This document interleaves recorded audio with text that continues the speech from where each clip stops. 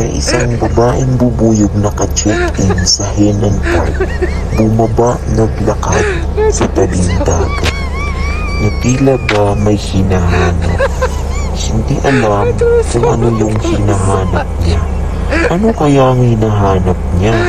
Napaka-misteryoso naman. Ano ba yan? Lakad lang ng lakad.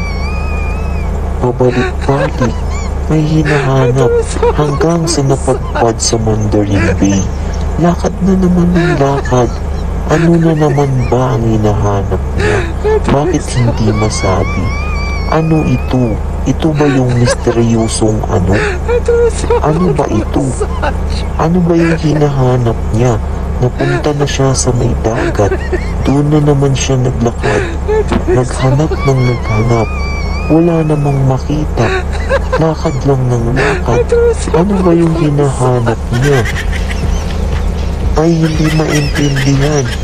At sa wakas, ito ang hinahanap niya. Ang Kastilyong Buhangin.